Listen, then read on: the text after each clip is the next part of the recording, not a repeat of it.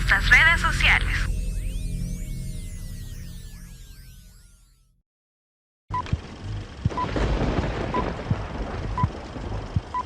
A continuación, palabra de Dios. Amén. Bueno, mis estimados hermanos, espero se pueda escuchar bien hasta atrás, y si no, pues súbanle un poquito, por favor.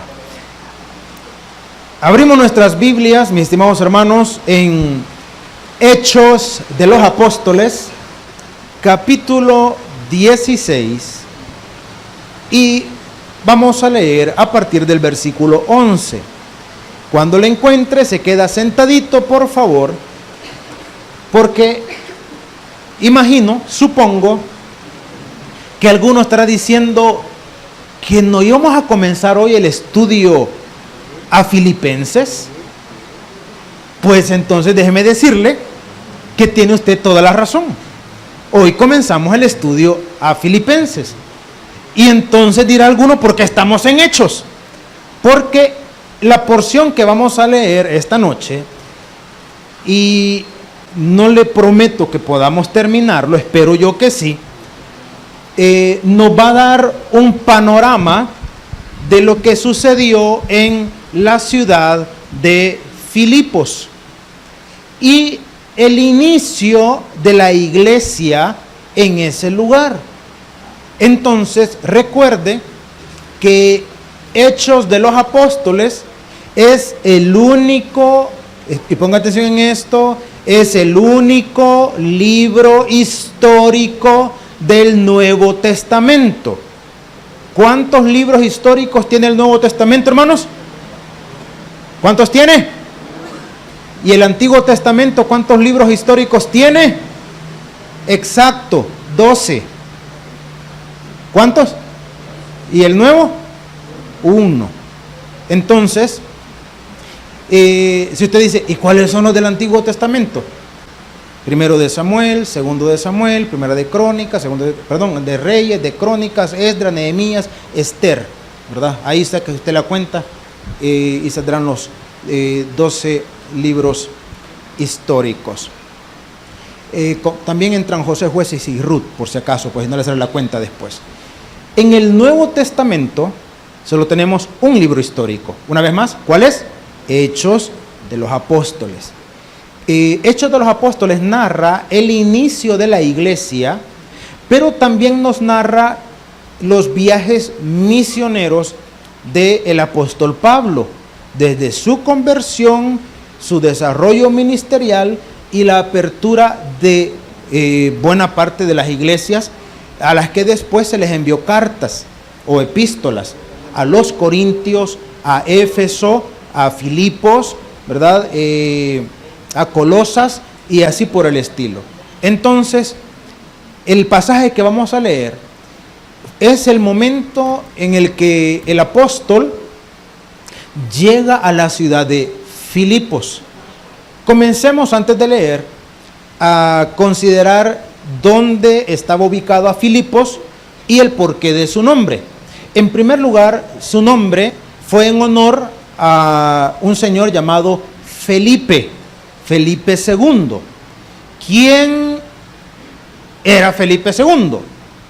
Nada más ni nada menos que el papá de un señor llamado Alejandro el Grande o Alejandro Magno, como usted le quiera identificar. Entonces, esta ciudad que fue conquistada por Felipe se le denominó de esa manera Filipos, en honor a él. Esta ciudad en la actualidad está ubicada en la parte norte de Grecia. O sea, ustedes le preguntan, ¿dónde queda ubicado Filipos, en la actualidad? En la parte norte de Grecia.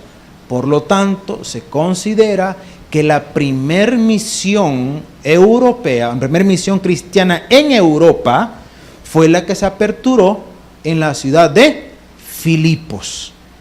Ahora, allí acontecieron varias cosas. El que vamos a leer tiene que ver con el segundo viaje misionero del apóstol Pablo. Yo sé que cuando lo vayamos leyendo, algunos acontecimientos a usted se le van a hacer bien familiares, pero bien familiares. Y probablemente no tenía en cuenta que esos acontecimientos acontecieron en la ciudad de Filipos. Repito, a la que posteriormente el apóstol Pablo enviaría una epístola, la cual nosotros identificamos como la carta del apóstol Pablo a la iglesia en Filipos. Entonces dice la palabra, hace sentadito nos quedamos, solo leemos 2 versículos nada más. Capítulo 16, versículos 11 y 12. ¿Lo tenemos? Con esa alegría que nos caracteriza, le damos lectura a la palabra de nuestro Dios y que se pueda escuchar. Ahora sí, hermanos. Amén. Amén. Los efectos de la lluvia, ¿verdad? Dice la palabra, zarpando pues de Troas.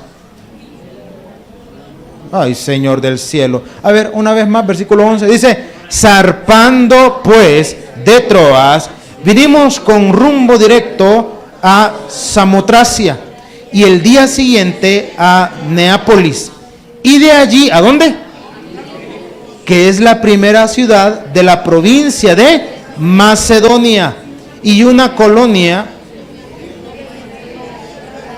Algunos días. Hasta ahí y oramos. Padre y buen Dios, en esta noche, háblanos al corazón, instrúyenos con tu palabra. Queremos aprender más de ti. Nos ponemos en tus manos, en Cristo Jesús.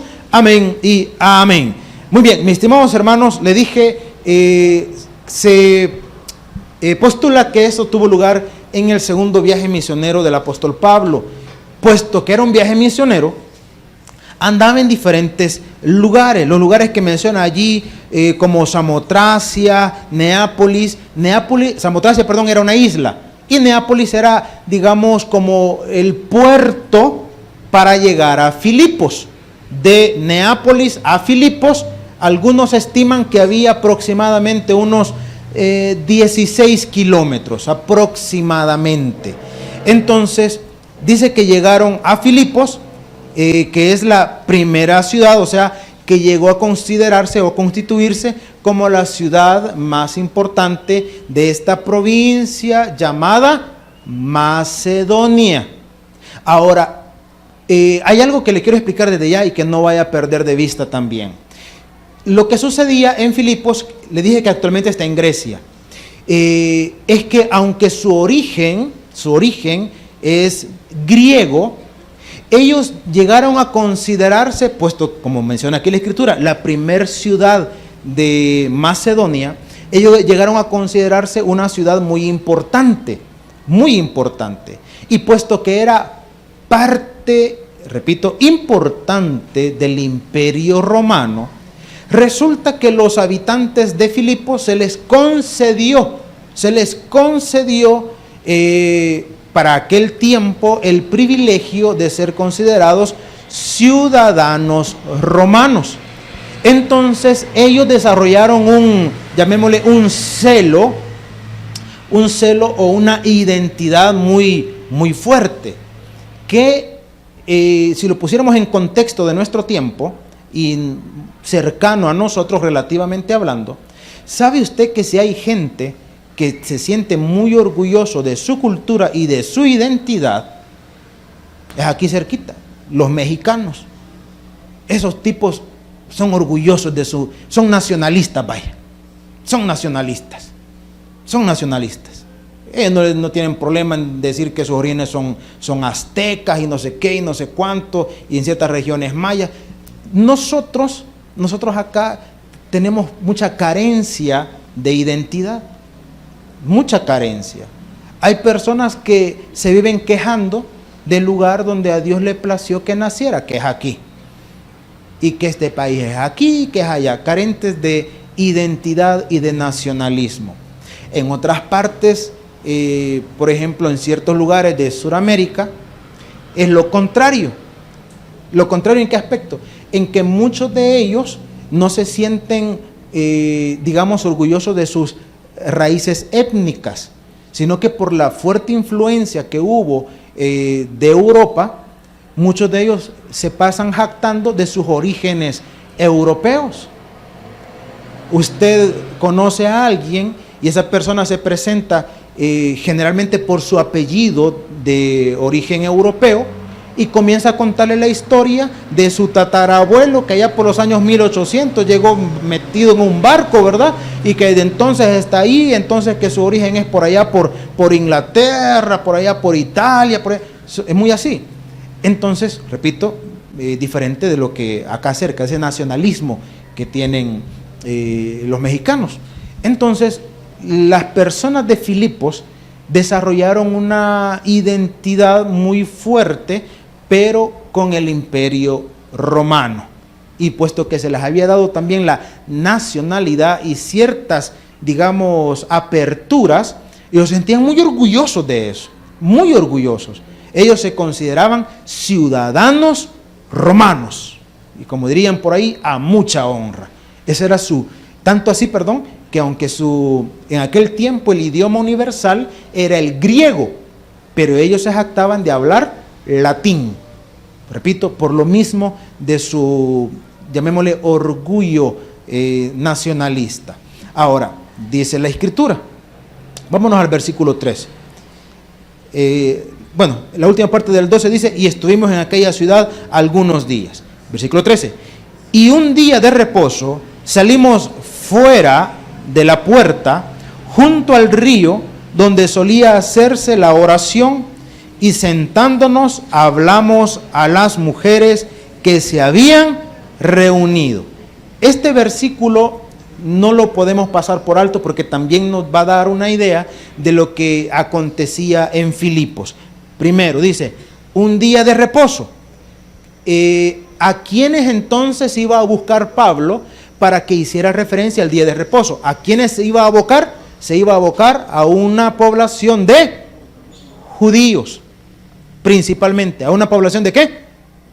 Por eso la referencia, un día de reposo. Porque los gentiles no respetaban día de reposo, no les importaba, no era parte, digamos, de su práctica religiosa. Pero dice un día de reposo, significa que iba, hermano, tras la comunidad de judíos. ¿Qué tan numerosa podía ser la colonia judía en Filipos? ¿Qué tan numerosa podía ser? También aquí nos da una luz respecto a eso. Se sostiene que la colonia judía en Filipos era muy pequeña. ¿Dónde sacamos nosotros esa conclusión? Bueno, leamos una vez más el versículo y yo le explico. Dice, un día de reposo salimos fuera de la puerta. No está hablando de su casa, está hablando de la ciudad. Entonces salió de la ciudad de Filipos e identificó que estaban junto a un río, donde solía hacerse la oración. En otras palabras, los que se reunían fuera de la ciudad y a la orilla de un río eran los judíos. ¿Quiénes se reunían? Pero ¿por qué menciona específicamente y dice, hablamos a las mujeres que se habían reunido? ¿Por qué a las mujeres? ¿Por qué en una zona fuera de la ciudad? ¿Por qué aparentemente al aire libre? Porque, hermanos, para un lugar de reunión para los judíos eran las sinagogas. Las sinagogas no eran, por decirlo de esta manera, no eran una especie de iglesia. No, la sinagoga no era una especie de iglesia. La sinagoga no se caracterizaba por hacer reuniones religiosas. La sinagoga, según algunos, era lo más semejante a una casa comunal, o sea que había diferentes usos, desde la formación académica, la discusión de temas importantes para la comunidad de judíos y también reunirse el día de reposo para estudiar la ley. Tenía diferentes connotaciones. Ahora, el detalle era que por ley dentro del judaísmo, para constituir una sinagoga era necesario, era indispensable que hubieran 10 varones cabezas de familia. significa que en esta ciudad de Filipos, hermano, no habían pero ni 10 caballeros que fuesen cabezas de familia. No los habían. La mayoría de los que estaban allí de origen judío eran ¿qué? Mujeres. Eran mujeres. Por eso no había una sinagoga allí. Y yo sé que las hermanas están diciendo, ¿qué importa que no hayan hombres? ¿Por qué no había sinagoga? Por la ley de ellos, hermano. Por la ley de ellos. Simplemente. Las feministas de aquel tiempo hubieran hecho marcha y queman pancarta y toda la cosa, pero aquí tranquilas hasta este momento, hermano. Aquí se reunieron con las mujeres. Entonces no había una sinagoga. Ahí podemos ver un dato interesante. Y es que, hermanos, muchas veces nosotros, no sé si decirle en el activismo cristiano, muchas veces nosotros tenemos aquella tendencia a creer que los números grandes son los que van a agradar o con los que vamos a agradar a Dios. Y yo no digo que no hay que aspirar por cosas grandes, claro que sí, claro que sí. Anhelamos crecer como iglesia, anhelamos alcanzar la mayor cantidad de almas posible, anhelamos muchas cosas, pero tenemos que entender, hermanos, que una tan sola alma vale más que todo el oro del mundo. Porque el apóstol Pablo, digamos, no le importó, hermanos, si ni tan siquiera habían 10 varones cabezas de familia ahí, no importa, pero hay una comunidad que necesita el mensaje. Y él primordialmente iba por los judíos. Pero mire, un grupo chiquito aquí, no importa, necesitan también el mensaje. Entonces el apóstol fue y les predicó el mensaje. ¿Y sabe qué es lo maravilloso de la Escritura, lo maravilloso de Dios? Hermano, para que vea la importancia de lo que representa una tan sola alma, en este relato vamos a identificar a un personaje en especial. Ahí dice que habían varias mujeres, ¿sí o no? Ahí dice que habían varias mujeres, ¿sí o no? Después, cuando vamos avanzando, usted me dice a cuántas vamos a poder identificar, ¿de acuerdo? ¿Y por qué solo menciona, voy a decir, a tantas mujeres? Porque a Dios, hermano, hemos dicho, porque Dios simple y sencillamente quiso tomar a una que fue la representativa, que fue la, por decirlo de esta manera, la semilla que produjo fruto, y los demás no sabemos. Pero si solo por la que menciona ahí era necesario ir hasta Filipos, valía la pena, hermano. Valía la pena. Aunque para nosotros, repito, en el activismo cristiano diríamos, no, por una, hermano. Por una. Por mucho tiempo se ha dicho, si solo usted hubiera estado en esta tierra, solo por usted hubiese venido Cristo. Y no hubiera sido desperdicio, hermano. Y no hubiera sido desperdicio. Entonces, dice la palabra, sigamos leyendo. Última parte del versículo 13. Y sentándonos, hablamos a las mujeres que se habían reunido. Entonces, una mujer llamada Lidia, vendedora de púrpura, eso significa que su negocio era la venta de este color o telas de ese color en específico, que en aquella época era algo de mucho valor, por eso lo especifica de esa manera. O sea, que esta mujer llamada Lidia era una comerciante, o si usted quiere poner en otro nombre, era una empresaria. ¿Qué habían allí? Billullos, hermano. Había pistillo ahí. Entonces, dice la palabra. Ahora, la Biblia no la menciona por el dinero, hermano. Valga la aclaración. Menciona lo que se dedicaba. ¿Por qué? Ya va a ver usted por qué. Dice, entonces una mujer llamada Lidia, vendedora de púrpura, de la ciudad de Tiatira. Aquí viene el detalle. ¿Por qué, hermano? Que adoraba a Dios. Estaba oyendo. Y el Señor abrió el corazón de ella para que estuviese atenta a lo que Pablo... Mire, esta cosa es maravillosa, hermano. Esta cosa es maravillosa. Yo siempre he dicho que nosotros no podemos venir y decir que la gente que está en X o B congregación que no es cristiana es gente que no ama a Dios. Si usted pregunta, mire, y los que están allá, los católicos ahí, no hay gente que ame a Dios. ¿Cómo no, hermano? Hay gente que ama a Dios y que los ama de verdad, que lo ama de verdad. Mire, y de los que están más arribita y esa gente que está ahí, hermano, a más de alguno tiene que haber allí que ama a Dios de verdad. ¿Sabe cuál es el detalle? Un día van a conocer al Señor. Un día van a conocer al Señor. Porque esta mujer estaba metida en el judaísmo. Estaba metida, hermano, en lo que ella consideraba apropiado. Pero su corazón estaba ¿para con quién? Para con Dios. Por eso es que cuando Pablo llegó con el mensaje, dice la palabra, que Dios abrió su corazón y estuvo dispuesto al mensaje. Ya les he contado antes como una persona que me dijo, cuando yo le dije, mire, quiero hablarle del Señor, y me dijo, todo lo que venga de Dios sea bienvenido, y recibió a Cristo sin mayor problema. Esa es la actitud, y esa es la actitud de esta mujer. Mire, yo estoy aquí porque yo necesito de Dios. Y vino alguien y le habló, hermano, y fue el Espíritu Santo el que tocó su corazón, el que la persuadió de pecado y que hizo que conociera a Dios.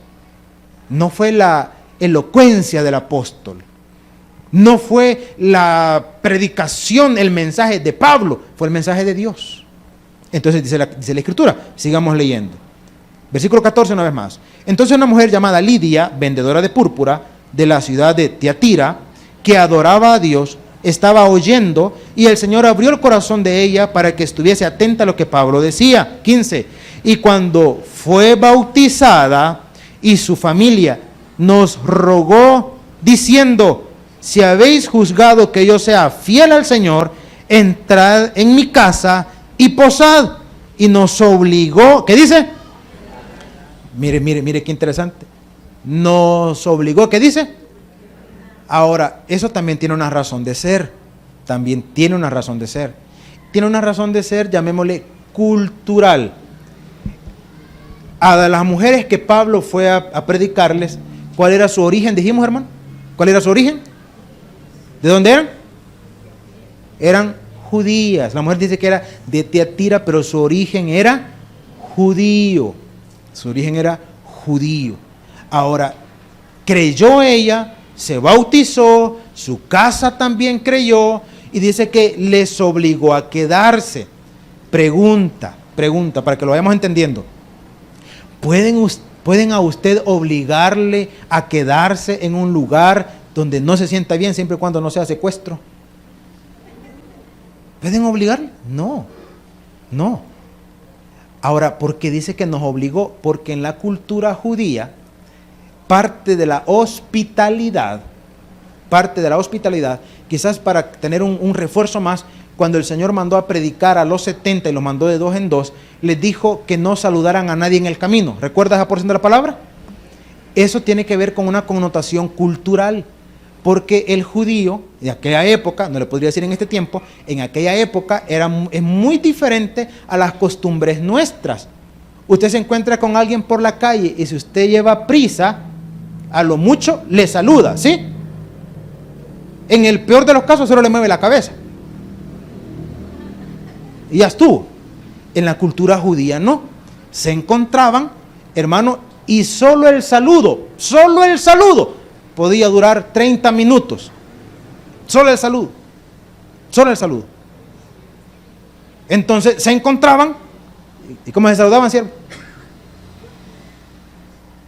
Ya le olvidó. No, de cada rato lo hace. Ay, se me rajo. Salum a la Ken. Exacto. Y él les puede contar porque este hombre estuvo en Arabia, por si no sabían. No, si es cierto. Es cierto. No. Ya estuvo, siervo, ya les dije. Pero es verdad. Porque hasta el día de hoy los árabes se saludan así. Que significa mi corazón, mi boca y mi mente está con Dios.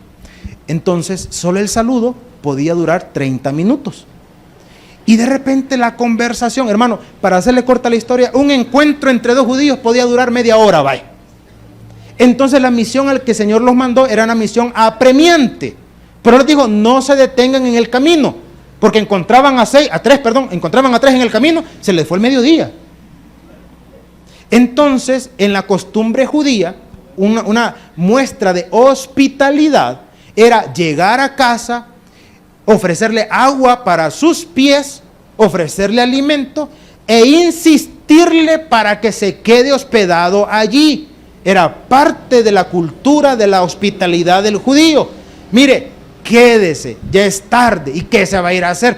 Quédese, hombre, quédese. Y le insistía hasta convencerlo que se quedara. Y cuando se quedaba, era una muestra también de que usted estaba complacido con la hospitalidad que ahí se le ofrecía. Entonces, esta mujer de origen judío y Pablo, judío, Entonces le insistió, quédese. Le obligó, o sea, en otras palabras, él estuvo, dispuesto a aceptar la hospitalidad del judío, la hospitalidad de su cultura, ¿verdad? Entonces, en nuestro contexto, en nuestra cultura,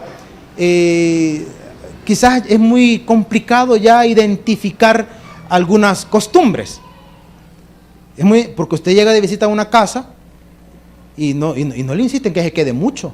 Al contrario, a algunos les preocupa, es que esté bueno para el diente. ¿Se acuerda usted? Sí, algo así, y ya se va usted. O si no, va agarrando la escoba, lo pone en la puerta, ¿verdad? Eso ya entienda qué significa. Mire, ya le agarró la tarde, ¿verdad? Dele. En nuestra campiña, no sé si todavía existirá esa costumbre, pero era bonito porque las personas se saludaban y se preguntaban, ¿verdad? ¡Ay, fulano! ¡Oh, Ricardo! Entonces, y le decía, ¿ya tomó café? Y el otro respondía, sí. Venga, comamos. Aunque era mentira, pero sí le decían a uno. No, y si decía que se iba y le ponían su platito de frijoles con cuajada. Era parte de la idiosincrasia nuestra en la zona rural. Repito, no sé si seguirá siendo, pero así era. Entonces, cuando la palabra dice que los obligó a quedarse, es porque era parte, hermano, de su cultura, ¿verdad? No es que secuestró a Pablo, no lo secuestró, ¿verdad? Era parte de la idiosincrasia de ellos. Ahora, continuemos avanzando. Recuerde que esto es para darnos un panorama de lo que era Filipos, hermano. Dice versículo 16. Aconteció que mientras íbamos a la oración, ojo, si no ha perdido de vista el hilo, ¿a dónde iban a la oración ellos? A un lugarcito por ahí a las afueras de la ciudad. No tenían un lugar, un local, una sinagoga, una casa. Probablemente posterior, pudieron haberse congregado en la casa de Lidia, probablemente. Dice la palabra entonces, aconteció que mientras íbamos a la oración, nos salió al encuentro una muchacha que tenía espíritu de adivinación, la cual daba gran ganancia a sus amos. ¿Qué hacía la muchacha? Adivinando. Y aquí podemos entrar en una temática pues que no nos vamos a llevar mucho tiempo, solamente para tener una aclaración del texto. ¿Qué tan cierto es que alguien pueda decirle algo de su vida? Pues conforme a esta persona, que la palabra que estamos leyendo, podríamos decir, sí, hermano, de repente alguien a quien usted no conoce puede decirle algo de su vida, pero usted tiene que entender que eso no necesariamente viene de parte de Dios. Porque aquí dice que esta muchacha tenía un espíritu de adivinación, o sea, había un espíritu inmundo en ella, y ella tenía amos a los cuales le daba gran ganancia, porque la curiosidad y la superstición siempre ha estado presente en el ser humano, siempre. Hay personas que les inquieta saber qué les depara el futuro, les inquieta, y que están dispuestos, hermano, a pagar si alguien les asegura que les puede decir lo que les depara el futuro. Entonces, esta muchacha les apareció y dice que hacía lo siguiente, versículo 17. Esta, siguiendo a Pablo y a nosotros, daba voces, a Pablo y a nosotros. A Pablo y a... ¿Quiénes serían esos otros que estaban allí? ¿Quiénes serían? Pablo no escribió Hechos de los Apóstoles, hermano. ¿Quién escribió Hechos de los Apóstoles? ¿Quién escribió Hechos de los Apóstoles? Lucas. Entonces, entre esos nosotros, ¿quién estaba? Lucas. Más adelante vamos a ver que también estaba Silas, ¿verdad? Entonces, dice la palabra. Daba voces diciendo, versículo 17. Esta, siguiendo a Pablo y a nosotros, daba voces diciendo, estos hombres son siervos del Dios Altísimo, quienes nos anuncian el camino, ¿qué dice? Evangelizaba el diablo ese, mire. Mire. Evangelizaba. ¿O es mentira lo que estaba diciendo?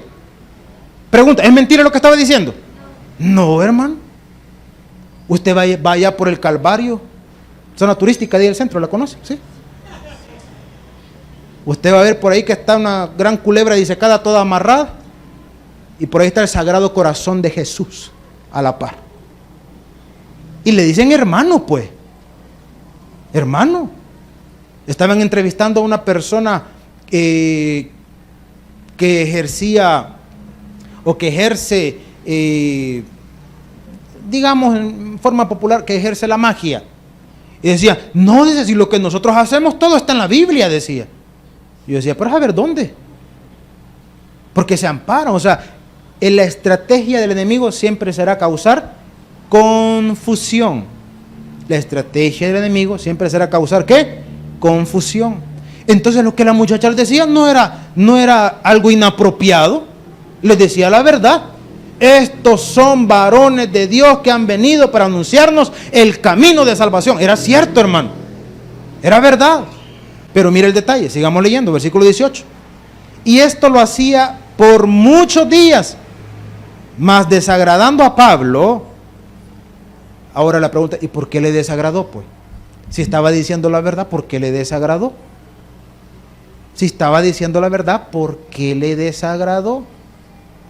Porque simple y sencillamente una cosa es decir algo para exaltar a Dios o para promover su obra, y otra cosa es decir algo simplemente, hermano, para hacer quedar mal, hacer ver mal, o simple y sencillamente ser parte del escándalo. Simplemente. A usted le pueden decir, Dios le bendiga, hermano. O le pueden decir, Dios le bendiga, hermanito. Y usted sabrá la connotación del hermanito y de hermano, ¿verdad? Hay personas que les molesta, les incomoda que se refieran a ellos de esa manera. Yo conocí a alguien que me decía, me revienta que me digan hermanita, me decía. Y le digo, ¿por qué? Porque yo siento que lo dicen de una forma burlesca. Esa era su apreciación. Entonces, algo de razón podría tener, ¿verdad?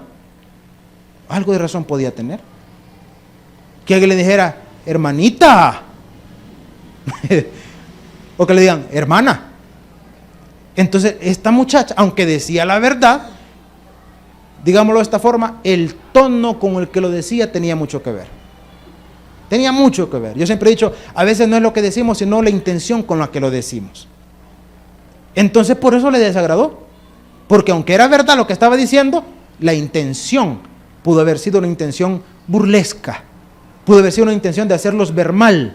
Entonces dice la Escritura, desagradó a Pablo, este se volvió, y aquí vemos otro aspecto digno de tomar en cuenta. Digno de tomar en cuenta.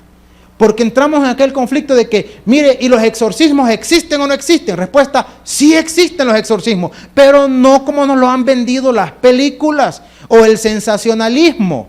No de esa manera. No que usted se va a devanar con el espíritu ese, ¿verdad? O que va a sacar una cruz y va a pelear así, le va a echar agua bendita y qué sé yo, se va a poner la camisa al revés y cosas por el estilo. Nada que ver, hermano. Nada que ver. Cuando hay autoridad de parte de Dios, escuchen lo que le voy a decir. Cuando hay autoridad de parte de Dios, el show sale sobrando. Cuando hay autoridad de parte de Dios, el show sale sobrando. Argumento, vea usted lo que dice la palabra. Versículo 18, segunda parte. Este se volvió y dijo al Espíritu, te mando en el nombre de Jesucristo que salgas de ella. Y salió, ¿qué dice? En aquella misma hora. ¿Ve usted más show ahí? Y no le dijo a Pablo, a Lucas y decirle, agárrale las manos, que ahorita le pongo la mano encima y te ordeno, ¿verdad? Y no sé qué, y aquello. No. Y que torció la cabeza y le salió espuma. No, hermano. Sabía lo que había y le dijo, en el nombre de Jesucristo te ordeno que salgas de ella. Y salió, hermano. Y ya estuvo. ¿Quiénes somos los sensacionalistas? Somos nosotros. La palabra dice, y recibiréis poder cuando haya venido sobre vosotros el Espíritu. Ahora, si usted tiene el Espíritu Santo, ¿qué tiene? Poder, tiene autoridad. Que usted no lo cree es otro pisto. Cuando con la luz apagada se asusta con el bulto del calcetín que han dejado pegado ahí. Mis estimados hermanos, y recibiréis poder, dice la Escritura, por cierto, en Hechos 1:8. Entonces dice la palabra, versículo 19. Pero viendo sus amos que había salido la esperanza de su ganancia, o sea que no eran para ayudar a los demás, ¿verdad? Alguien me contaba que no sé en qué frecuencia de radio,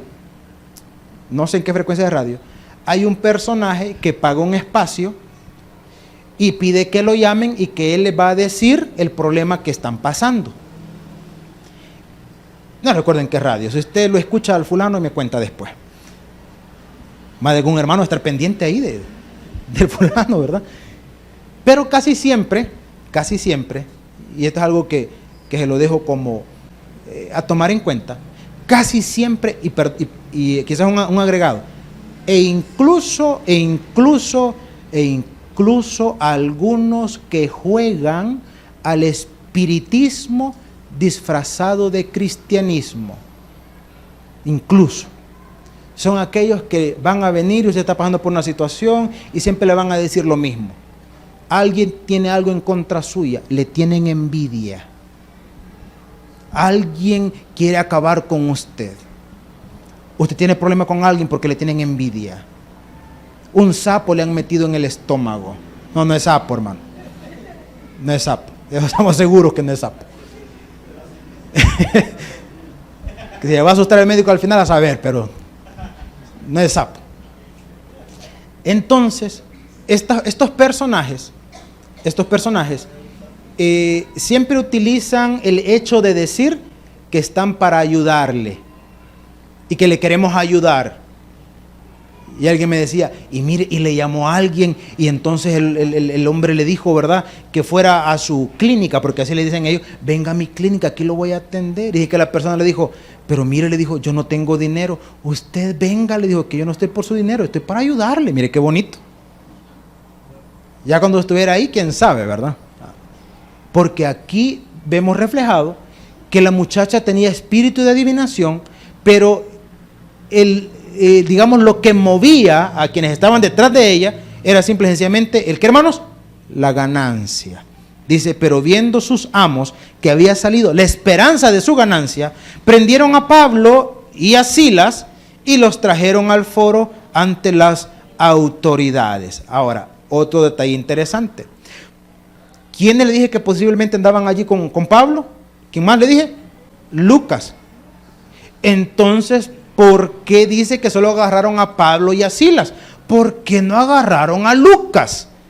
La respuesta es porque Pablo y Silas eran judíos y Lucas no era judío.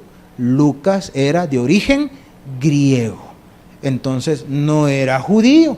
Entonces por eso no agarraron a Lucas, porque el motivo de la acusación iba a ser, o mejor dicho, ellos conociendo su cultura, su idiosincrasia, sabían que dentro de Filipos había un sentimiento contrario a los judíos, lo que hasta el día de hoy se conoce como antisemitismo. Entonces Pablo y Silas iban a ser agarrados, iban a ser acusados de su origen y de su creencia judía, no cristiana, sino judía, para echarlos del lugar e incluso para intentar matarlos. Entonces dice la palabra, sigamos leyendo los versículos, bueno, los minutitos que nos quedan. Dice la Escritura, versículo 20, y presentándolos a los magistrados, esos eran los que tenían autoridad, dijeron, estos hombres, siendo, ¿qué le dije? Alborotan nuestra ciudad y enseñan costumbres que no nos es lícito recibir ni hacer, pues somos, ¿cómo dice? Mire con orgullo, ¿qué somos? Dijeron. ¿Qué pasaba en aquella época? Que una provincia romana, una ciudad romana, podía solamente practicar, digamos, lo que estaba autorizado por el emperador o por Roma. Entonces, cuando ellos acusaron a Pablo y a Silas de que venían trayendo una enseñanza contraria a sus costumbres romanas, estaban apelando a su orgullo.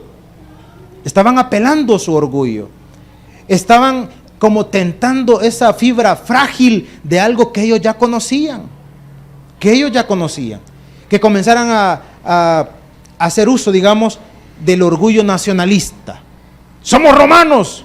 A ver, muchachos, ¿somos romanos? Sí, somos romanos. Estos judíos quieren enseñar cosas que no son de romanos. Ah, pues, apedreémoslos, saquémoslos de aquí. Era una situación así. Entonces dice la palabra, sigamos leyendo. Versículo 21.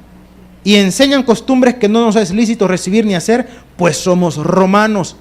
Y se agolpó el pueblo contra ellos, y los magistrados, rasgándoles las ropas, ordenaron azotarles con vara. Era parte de la costumbre romana, el castigo por un delito del cual pues no se consideraba todavía digno de ser condenado, sino como que dice, para advertirte te vamos a dar una gran zarandeada, para advertirte. Después de haberlos azotado mucho, los echaron en la cárcel, mandando al carcelero que los guardase con seguridad, el cual recibió este mandato, los metió en el calabozo de más adentro y los aseguró los pies en el cepo. El cepo era un instrumento que servía para sujetarlos, y algunos dicen que las piernas lo más abiertas posible, que era una forma de tortura, hermanos. Ellos estaban allí. Pero a medianoche, orando, Pablo y Silas cantaban, ¿qué dice, hermanos? Himnos a Dios. Yo sé que este pasaje ya les va a ser más familiar, ¿verdad? Orando, cantaban himnos a Dios y los presos los oían. Entonces sobrevino de repente un gran terremoto, de tal manera que los cimientos de la cárcel se sacudían, y al instante se abrieron todas las puertas y las cadenas de todos se soltaron. Despertando el carcelero y viendo abiertas las puertas de la cárcel, sacó la espada y se iba a matar, pensando que los presos habían huido. ¿Por qué la reacción? Porque que a un soldado romano se le escapara un preso era pena de muerte, pero no solamente pena de muerte, sino una muerte lenta y dolorosa. Entonces, cuando el carcelero vio la cárcel abierta, dijo, ni modo, en lugar que me vengan a matar ellos, mejor me mato yo. Y entonces tiene lugar otro acontecimiento que yo sé que usted lo va a recordar muy bien, y esto fue en Filipos. Mas Pablo, versículo 28, mas Pablo clamó a gran voz diciendo, no te hagas ningún mal, pues todos estamos aquí. Él entonces, pidiendo luz, se precipitó adentro y temblando se postró a los pies de Pablo y de Silas, y sacándolo les dijo, señores, mire qué pregunta más maravillosa, ¿qué debo hacer para ser salvo? Ellos dijeron, cree en el Señor Jesucristo y serás salvo tú. Deténgase ahí. Y eso lo dejamos en capítulo para la próxima semana. Cuando ellos llegaron a Filipos, habían un grupo pequeño de personas que no eran creyentes.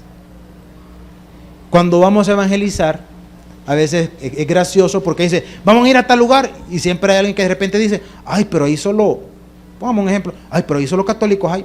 Pues si eso andamos buscando, hermano. Ir donde solo hay creyentes, ¿para qué, verdad? Pero ahí ni caso le van a hacer a uno. ¿A cuánto? Si usted vino el domingo, ¿cuánto ganó Pedro con su predicación? ¿Alguien recuerda? Y Pablo llegó a predicar a Filipos, ¿y cuánto ganó? ¿A quién fue? A Lidia. Ella y su familia. Por sacarle un demonio a una muchacha, los acusaron falsamente, los metieron en la cárcel. Estando allí, Dios se manifestó en ellos. El carcelero estaba a punto de matarse. Él llegó, les dijo, no lo hagas, aquí estamos nosotros. Él les hizo una pregunta maravillosa, ¿qué debo hacer para ser salvo? ¿Cree en el Señor Jesucristo y serás salvo tú ¿Cuántas familias van ya? 2. Asumamos que la muchacha se convirtió también porque le sacaron el diablo que andaba dentro. Hermano, ¿y sabe qué es lo interesante? Que no dice cuántos eran los de Lidia, ni tampoco dice cuántos eran los del carcelero. Pero la obra ya se estaba haciendo. ¿Y se hizo la obra? Sí. Se estableció una iglesia. Iglesia que motivó que posteriormente se escribiera una epístola para fortalecerlos, para corregirlos, una epístola para alimentar a los creyentes de Filipos. ¿Qué tan importante era una pequeñita comunidad?